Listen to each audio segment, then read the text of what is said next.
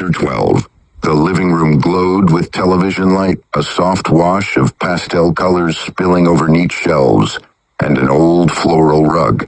On the screen, a rerun, the game show Spin to Win, jingled and flashed contestants, clapping too hard. A host with lacquered hair, a wheel studded with prizes that clicked as it revolved. Mrs. Peterson sat straight-backed in her recliner, with a teacup nested in its saucer. The cup's rim tapped lightly against porcelain each time she lifted it. 3 small sips, a silence of breath, a satisfied nod. Across her lap, their tabby cat lay boneless and luxurious, tail dangling over her knee. The cat's eyes shone an uncanny green in the TV light. Mr. Peterson slouched in the matching chair, slippers braced on the ottoman, hands folded across his middle in the attitude of a man who makes time pass by, watching it. He sniffed once, twice, winced, and then the sneeze hit him with the force of a slammed door. Yush! The cat's tail gave a single annoyed thwap. Mrs. Peterson lowered her cup, unflustered. Goodness, you all right, dear? Mr. Peterson pressed 2 fingers under his ribs and grimaced. Think I strained something. Feels like a hinge that's been shut too long. You always say that, she said, smoothing a thumb along the cat's spine. The animal purred on cue, a low, even motor. You'll live. He sniffled and tried a breath, cautious. Might have cracked a classic, though. That sneeze had gravel in it. Harold, she said with affectionate scold, eyes still on the TV. No one ever cracked a rib sneezing. Then I'm first. He reached for his own mug black tea, 1 sugar, and took a prudent sip, as if the heat might stitch him back together. The host on Spin to Win shouted something chirpy about a bonus round. The studio audience applauded in perfect, identical bursts. Mrs. Peterson glanced toward the kitchen, the way a person checks a clock. We're light on treats, she said. Cupboards are mostly empty. The wheel clicked and slowed on. Screen. Mr. Peterson watched it with an odd, dutiful interest, as though the wheel owed him an answer and might yet produce one if he were polite. Derbie gas will still be open, Mrs. Peterson said. We'll pop over for a few munchies. He shifted forward with the careful dignity of a man negotiating with his own joints.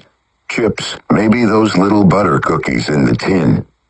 The cat rose and padded ahead of them to the doorway, then paused and studied back. Its eyes held the green of traffic lights on a wet road, soft, constant, strangely directive. Mr. Peterson hesitated and rubbed his side again. Still pinching? Mrs. Peterson asked, reaching for her cardigan draped over the sofa arm. Just reminding me I'm not 25. He smiled to show it wasn't serious. I'll be fine. She took her coat from the hook, then helped him into his, an old good wool, brushed smooth at the cuffs from years of use. He thanked her under his breath, a habitual courtesy that seemed to tidy the air between them.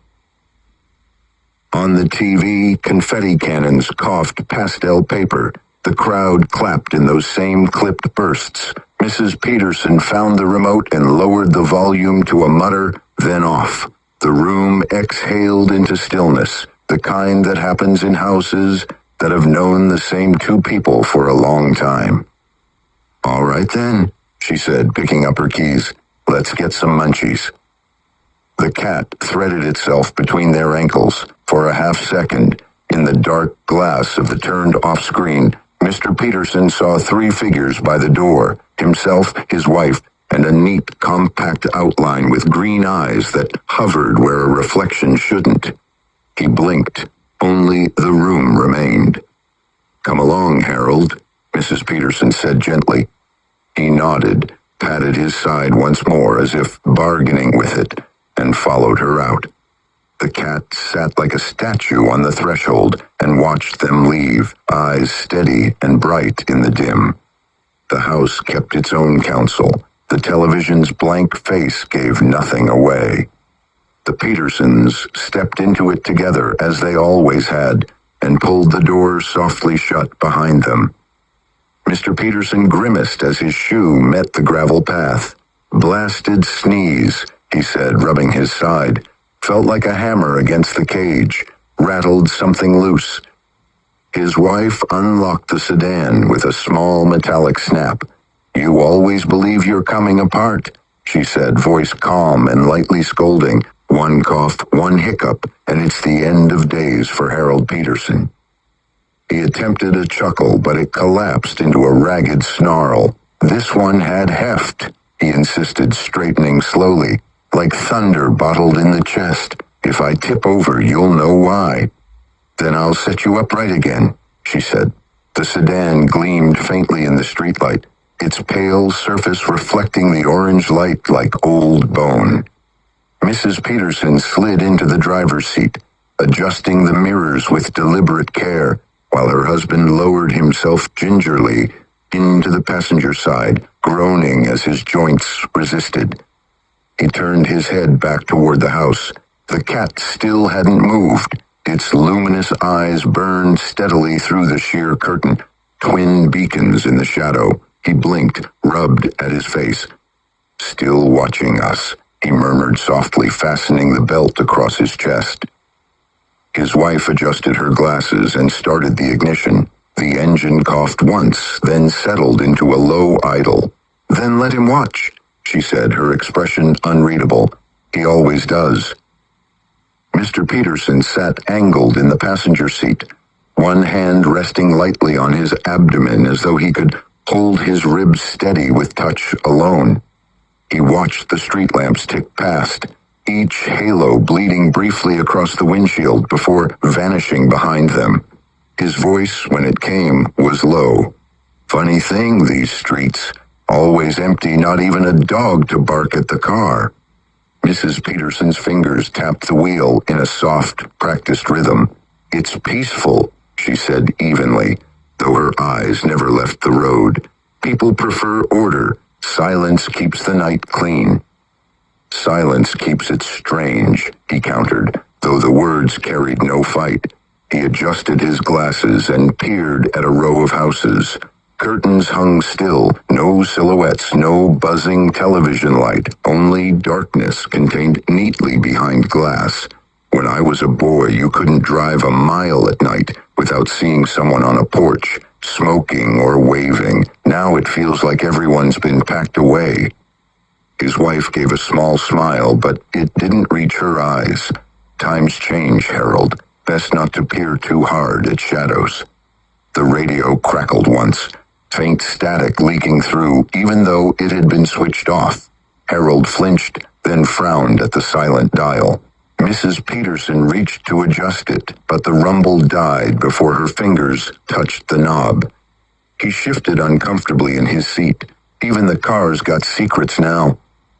She ignored that remark, pressing lightly on the accelerator as they turned onto Derbie's main road.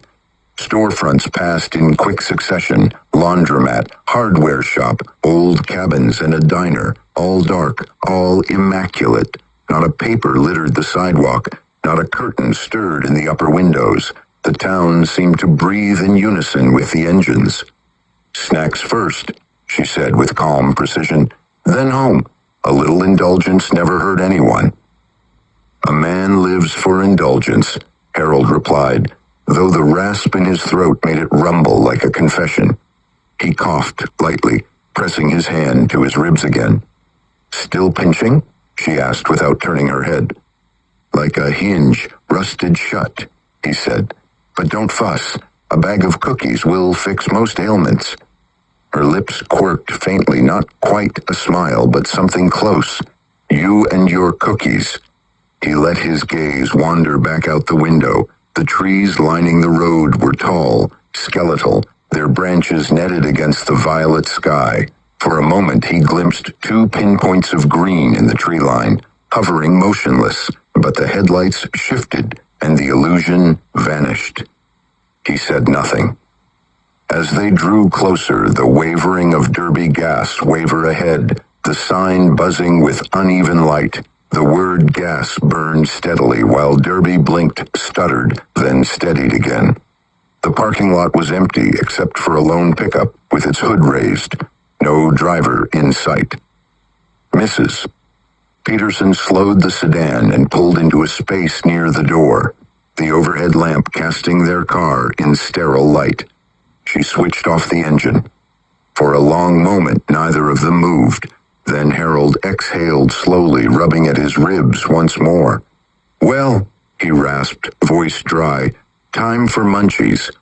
His wife's hand lingered on the keys. Her face remained composed, but her eyes gleamed faintly in the reflection of the windshield. "Yes, dear," she rasped softly. "Let's get our treats." The bell above the glass door jangled flatly as they stepped inside. Old lights buzzed overhead, washing the aisles in sterile white. Every shelf stood lined with packages turned outward, colors bright and neat, nothing out of place. The air smelled faintly of floor cleaner and something metallic beneath. At the counter, the clerk remained motionless. His head hung forward, chin nearly to his chest, arms dangling loose at his sides. His name tag gleamed under the light, perfectly straight, though his chest rose only in halting mechanical intervals, like an engine misfiring. Mrs. Peterson's eyes brushed over him once, then returned to the shelves. "He's drained again," she said as if remarking on the weather. "Someone will have to plug him back in before morning." Her husband wheeled the little basket from its stack and began walking the snack aisle. "Ryan will see to it. He always does.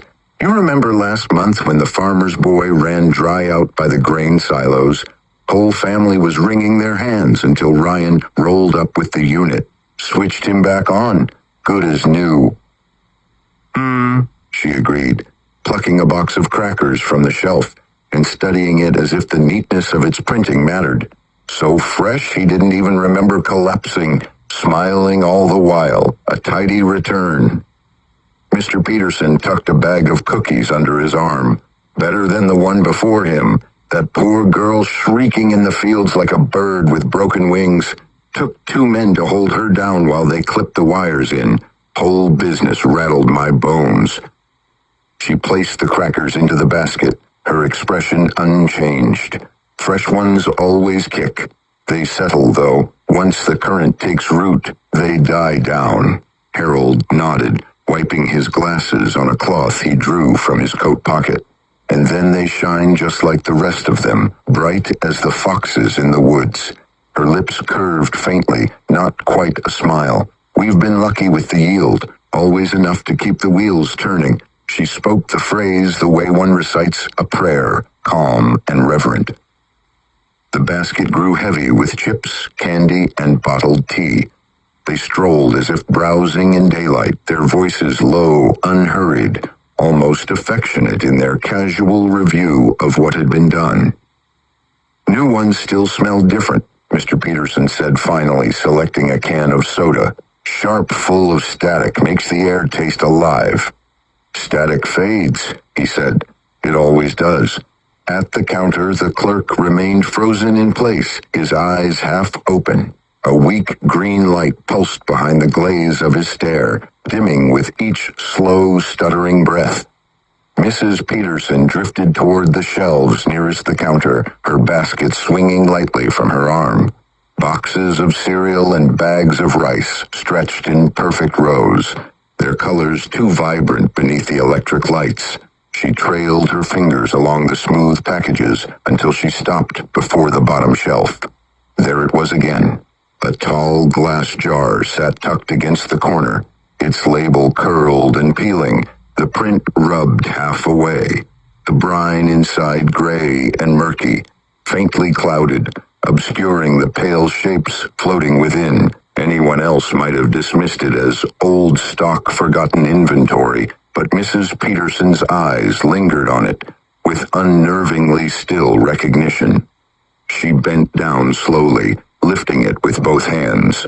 The jar was heavier than it appeared. She tilted it slightly, the liquid sloshing thickly. The blurred objects inside shifted, pale and irregular, not quite the neat slices of cucumber one might expect.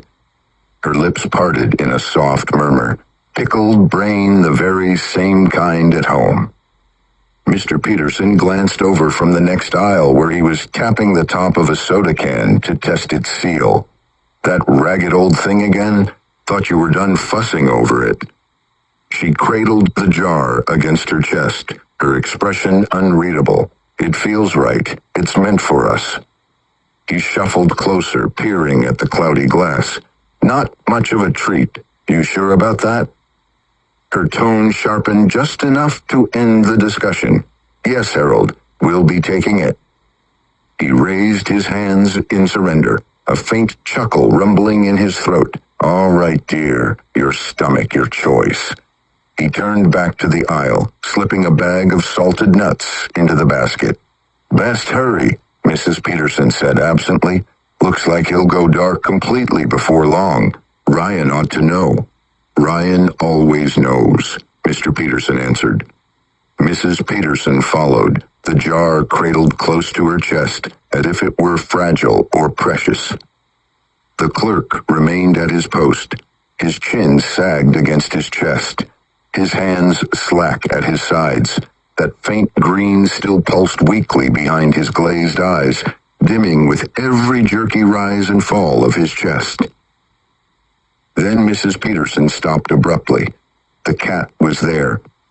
It sat atop the counter beside the cash register, tail wrapped neatly around its paws, posture rigid as a statue. No rumble had announced its arrival. No door had opened. No bell had rung. It simply was, as though it had always been waiting. Its eyes blazed brighter here, twin lanterns casting faint green reflections against the smooth countertop. Harold squinted, clutching the basket tighter. Now how in blazes? His wife cut him off with a slight shake of her head. Her tone measured. Best not to fuss. He goes where he pleases. The cat tilted its head at her voice, tail twitching once before curling tighter around its paws. Mr. Peterson exhaled slowly through his nose. Doesn't mean I have to like it. The cat blinked, slow, deliberate, and returned its gaze to the frozen clerk, as though studying him with calm disinterest. The clerk did not react. His head lolled once more, chin jerking up an inch before slumping back down, a puppet tugged by an invisible string. Mrs. Peterson stepped closer, setting the jar down on the counter with deliberate care. The cat's gaze snapped to it instantly, the green in its eyes flaring, catching the cloudy brine in a way that made the liquid seem to swirl of its own accord. She smoothed her hand across the glass, almost tender. It's all right, she breathed, though whether she spoke to the jar or the cat was unclear. Harold rubbed his side, grimacing. Feels like a show's about to start, he said under his breath. He began transferring items from the counter back into the basket. Cookies, crisps, cola. That's enough for us. Don't want to be greedy. Greed leaves crumbs, she rasped. Lifting the jar again with both hands, she studied the brine closely, her eyes narrowing. Best to take only what's meant for us. The cat's eyes pulsed in rhythm, throwing faint green streaks across the jar in her grip. The jar shifted in her hands as the light caught it. For an instant, the cloudy brine turned transparent, and the truth was revealed. Not cucumbers. A brain floated inside, pale folds suspended like something half-born. Thin wires trailed down into the liquid, coiling like roots in water. Every few seconds, the folds twitched faintly, and the brine shivered around it. A pulse traveled outward, so faint it was almost imagined. Mrs. Peterson smiled as if it were the most natural thing in the world. There we are, she murmured, clutching it close. Her husband didn't flinch. He simply nodded, lifting the basket from the counter with care. Shall we, dear? Yes, she answered, her tone as calm as if they had finished paying at the register. She stepped around the clerk without another glance, moving toward the door, with the jar balanced against her hip like a parcel. The cat remained perched on the counter. Its green eyes shined brighter now, reflecting in the glass door as it watched them leave. Behind its gaze, the clerk stood silent, unmoving, his chest still rising and falling in that weak, stuttering rhythm. The bell jingled as they stepped back into the night. Outside, the parking lot lay deserted. The pickup by the pumps still sat with its hood raised, but no figure emerged. Mrs. Peterson carried the jar as though it were fragile treasure, while her husband tucked the basket carefully under his arm. Their steps were unhurried, perfectly ordinary. "Snacks enough for the week," Harold said, his voice steady. "And something more," she added, stroking her fingers across the jar's glass. The sedan gleamed faintly under the lot's orange light. They climbed in without a word, doors shutting in unison. As the engine turned over, Mrs. Peterson glanced once toward the store. Through the glass, the cat's eyes burned steadily, unwavering.